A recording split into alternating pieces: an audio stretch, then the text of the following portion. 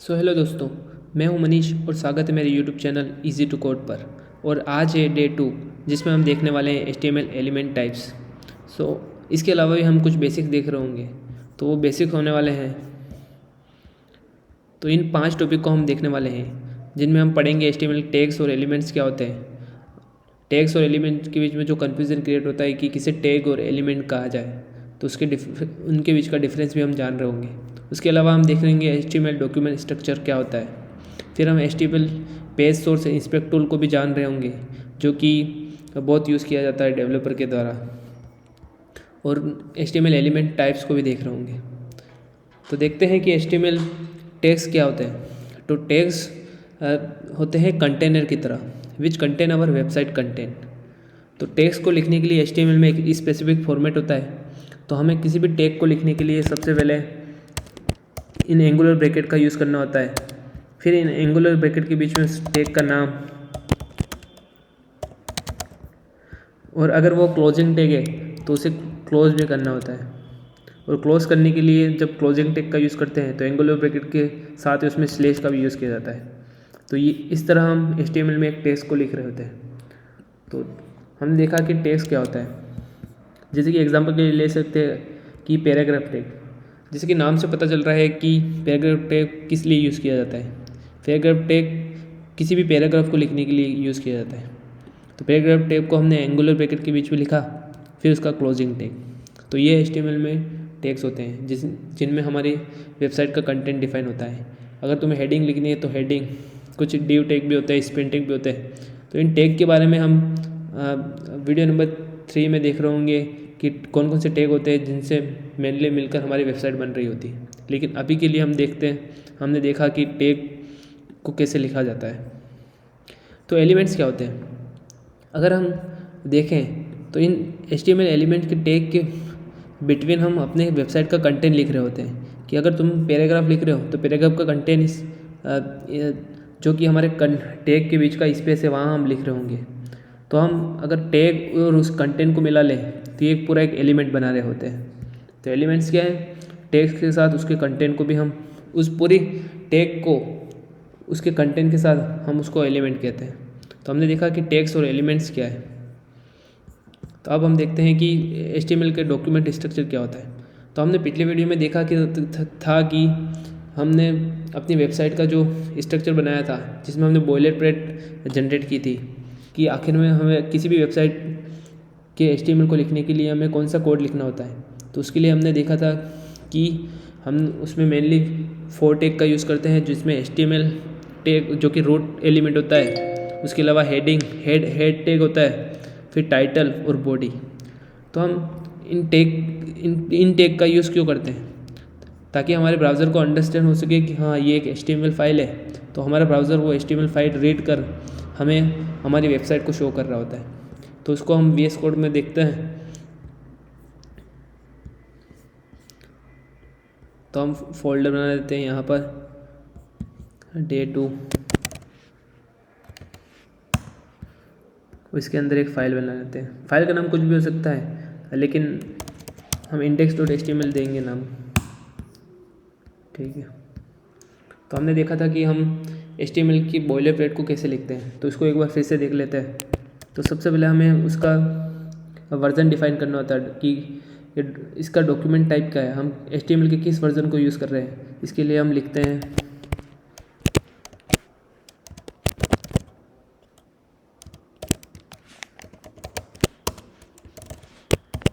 तो ये line use की जाती है कि हम अपनी वेबसाइट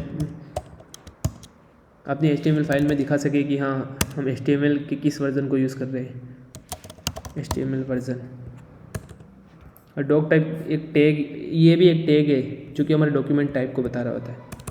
फिर हम लिख रहे होते हैं HTML टैग को, और फिर इसे क्लोज भी करना होता है। लेकिन VS कोड में एमिट का सपोर्ट है तो अपने आप ऑटो क्लोज कर लेता है इसको। HTML जो कि हमारा एक रूट एलिमेंट होता है। फिर हमारा हेड टैग, जिसमें हमारे HTML फाइल के मेटा डेटा होता है, HTML मेटा डेटा जो कि स्टोर होता है। मेटा डेटा क्या होता है, जो कि इन्फॉर्मेशन हमें ब्राउज़र पर नहीं दिखानी होती, जो कि हमारी वेबसाइट के एसईओ के लिए यूज़ की जाती है। एसईओ क्या है? सर्च इंजन ऑप्टिमाइजेशन, जो कि हमने पिछले वीडियो में देखा कि अगर हमारी वेबसाइट को में हमको टाइटल डिफाइन करना है तो हम वो ब्राउज़र पर नहीं दिखाना चाहते हैं, उसी प्रकार कुछ और मेटा टैग भी होते हैं। फिर हमारे HTML में बॉडी टैग, जिसमें हमारी वेबसाइट का पूरा कंटेंट लिखा होता है, main content of our website, main content of our website. तो ये हम क्या लिख रहे हैं, ये पिछले वीडियो में देखा कि कमेंट लिखने का तरीका होता है। ये कोड हमें अपने ब्राउज़र पर नहीं शो हो रहा होगा, ठीक है। तो हमने HTML के डॉक्यूमेंट स्ट्रक्चर को देख लिया है। ये लाइन हम HTML के वर्जन को दिखाने के लिए यूज़ करते हैं। फिर हमारा रूट एलिमेंट, फिर हेड टैग जिसके अंदर हम टाइटल भी डिफाइन कर सकते हैं। अभी के लिए लिख लेते हैं HTML एलिमेंट टैग्स, जो कि हमारे वीडियो का टाइटल है, टैग्स। तो हमने देखा था कि हम इसे बार बार नहीं लिख रहे होंगे, इसके लिए हमने देखा था कि M8 के सपोर्ट से हम इसके बॉयलर प्लेट को जनरेट भी कर सकते हैं। इसके लिए हमें करना होता है एक्सक्लेमेशन मार्क और फिर एंटर दबाना होता है। तो हम देख सकते हैं कि हमारे लिए बॉयलर प्लेट जनरेट होकर आ चुकी है। हम लिख लेंगे यहाँ HTML एलिमेंट टाइप्स,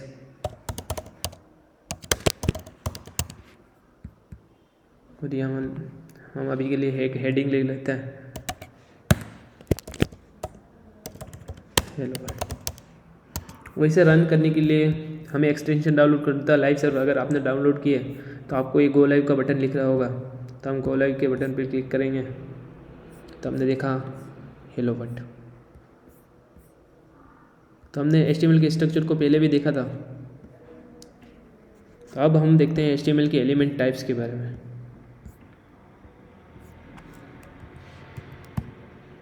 तो HTML में मेनली 2 टाइप के एलिमेंट होते हैं। तो हम इन एलिमेंट को समझने से पहले चलते नोटपैड पर, फिर पहले वहाँ देखते हैं कि है क्या।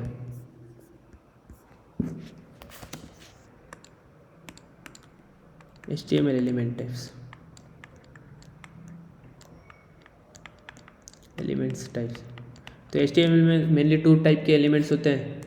एक होते हैं ब्लॉक लेवल एलिमेंट, एलिमेंट्स क्या हमने देखा अभी। एक होते हैं इनलाइन एलिमेंट्स,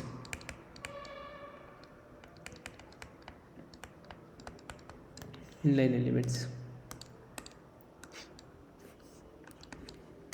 तो ब्लॉक लेवल एलिमेंट्स क्या होते हैं, जो कि अपनी पूरी जगह ले रहे होते हैं, और इनलाइन एलिमेंट उतना ही स्पेस ले रहे होते हैं जितना उनके बीच में कंटेंट होता है उन टैग के लिए। तो ब्लॉक लेवल एलिमेंट क्या होते हैं, जो कि पूरी स्पेस ले रहे होते हैं, total space of our body. Inline element space content bye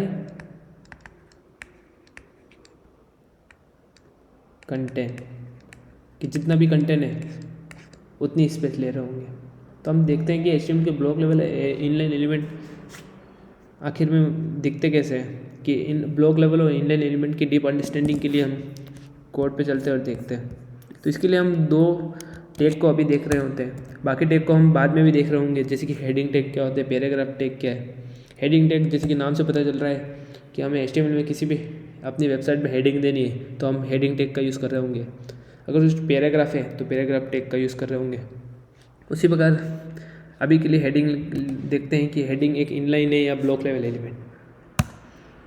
देखते हैं हेडिंग, हम एक पैराग्राफ भी लिख लेते हैं, दिस इज पैराग्राफ।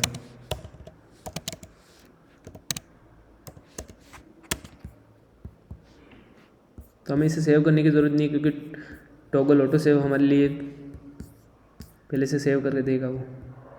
तो हमने देखा हेडिंग का कंटेंट इतना ही था, लेकिन इसने यहाँ की स्पेस छोड़कर जो पैराग्राफ टैग है उसके नीचे आया है। मतलब हेडिंग टैग एक ब्लॉक लेवल एलिमेंट है, उसने पूरी स्पेस ले ली।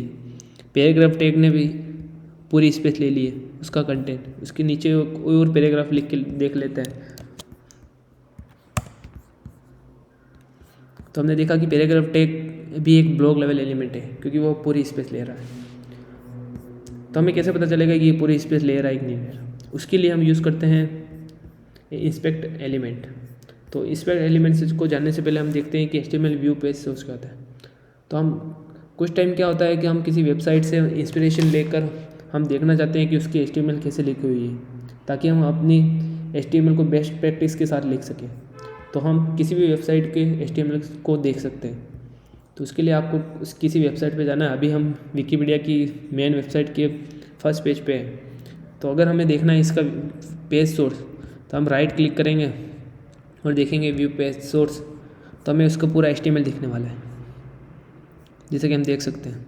तो हम यहाँ से देख सकते हैं, यहाँ कुछ कमेंट भी कर रखे हैं और हम इसकी HTML को पूरी तरह से देख सकते हैं। यहाँ कुछ टैग भी यूज़ कर रखे हैं, जैसे कि ये कुछ बॉयलरप्लेट तो हमें समझ में आ रही है, जैसे कि HTML उसके डॉक्यूमेंट को बता रखा है। हेड टैग, उसके अंदर कुछ मेटा टैग भी डिफाइंड है। उसका टाइटल है जो कि विकिपीडिया में यहाँ दिख रहा है, और इसके ब्राउज़र पे यहाँ पे भी दिख रहा है। और कुछ CSS ऐड कर रखी है, कुछ इसका आइकन यहाँ पे डिफाइन है। तो हम इस प्रकार हम किसी भी वेबसाइट के HTML कोड को देख सकते हैं। तो इंस्पेक्ट एलिमेंट का यूज़ क्यों किया जाता है? तो जब हम अपने CSS सीख रहे होंगे, तब हम मेनली इंस्पेक्ट एलिमेंट का यूज़ कर रहे होंगे, जो कि डेवलपर के लिए बनाया गया है, जो कि ब्राउज़र विंडोज़ के सपोर्ट से आता है, जिसमें हम देख सकते हैं कि हम कैसे इंस्पेक्ट कर टेम्पररी चेंजेस करके हमने अपनी वेबसाइट बना रहे होंगे। तो हम देखते हैं कि हेडिंग टैग कितना स्पेस ले रहा है। इसके लिए आपको राइट क्लिक करना है और इंस्पेक्ट पे क्लिक करना है। तो आप किसी भी एलिमेंट पे हावर करेंगे तो आपको यहाँ कुछ पीछे बैकग्राउंड दिखने मिलेगा, जैसे कि हम देख सकते हैं। तो हमने देखा यहाँ पे कि हेडिंग टैग एक पूरी स्पेस ले रहा है। यहाँ पे पैराग्राफ टैग भी पूरी स्पेस ले रहा है, और नीचे का पैराग्राफ भी पूरी स्पेस ले रहा है। तो ये हमारे ब्लॉक लेवल एलिमेंट है। तो ब्लॉक लेवल एलिमेंट हमें पता चला कि वो अपनी बॉडी की पूरी विड्थ ले लेते हैं, भले ही इसमें कंटेंट कम हो। और इनलाइन एलिमेंट क्या होते हैं? इनलाइन एलिमेंट जो कि उतनी स्पेस लेते हैं जितना उनको अंदर कंटेंट होता है।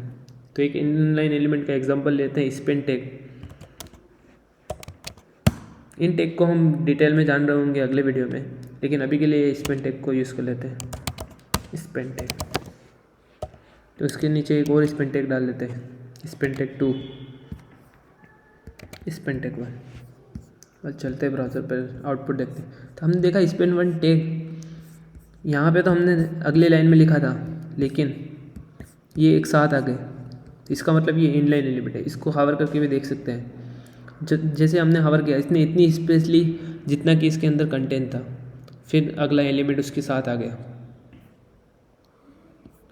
तो हमने देखा कि इनलाइन एलिमेंट क्या होते हैं, वो इतनी स्पेस लेते हैं जितने उनके अंदर कंटेंट होता है, और ब्लॉक लेवल एलिमेंट उतनी स्पेस लेंगे, उसके साथ ही बची हुई स्पेस भी ले लेंगे और अपने बॉडी की पूरी विड्थ को कवर कर लेते हैं। तो हम कुछ इनलाइन और ब्लॉक लेवल एलिमेंट जो यहाँ लिखे हुए हैं उनको देख भी लेते हैं। जैसे कि हमने हेडिंग टैग को देखा, जो कि एक ब्लॉक लेवल एलिमेंट है। हमने पैराग्राफ टैग को देखा। उसके अलावा भी हम बाकी सब टैग को भी देख रहे होंगे अगले वीडियो में डिटेल में, कि वो कौन से टैग है जो कि हमारी वेबसाइट मेनली वेबसाइट बनाने में यूज़ किए जाते हैं, जिन्हें हम बार बार यूज़ कर रहे होंगे। दूसरे प्रकार के होते हैं इनलाइन एलिमेंट, जैसे कि ए टैग, स्पेन टैग हमने देखा।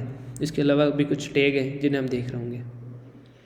तो यहाँ कुछ नोट लिखा हुआ देख लेते हैं कि एक इनलाइन एलिमेंट के अंदर हमें कभी भी ब्लॉक लेवल एलिमेंट यूज़ नहीं करना चाहिए। Block level element always start a new lines and takes a full width. हमने वही देखा कि ब्लॉक लेवल एलिमेंट पूरी विथ ले लेते हैं और न्यू लाइन से अगला टैग स्टार्ट होता है। Inline element does not start a new line, उसके बाद ही पूरा कंटेंट दूसरा टैग शो होने लगता है। तो ब्लॉक लेवल एलिमेंट देखा कि वो अपने ब्राउज़र की पूरी विड्थ ले रहा होगा बॉडी की, और इनलाइन एलिमेंट उतना ही विड्थ ले रहा होता है जितना उसके अंदर स्पेस होता है। तो इस डायग्राम से भी हम देख सकते हैं, यहाँ पे मैं हाईलाइट कर लेता हूँ। तो ब्लॉक लेवल एलिमेंट पूरी स्पेस ले लेंगे, स्पेन टैग जो कि इनलाइन एलिमेंट है उतनी स्पेस लेगा जितनी उसको चाहिए। तो कुछ एग्जांपल है बहुत सारे टैग्स का, तो हमें किसी भी टैग को याद नहीं रखना है। अगले वीडियो में हम देख रहे होंगे कि वो कौन से मेनली टैग होते हैं जिनका यूज़ कर हम देखते हैं कि हमारी वेबसाइट किससे बन रही होती है। सो यही था इस वीडियो में।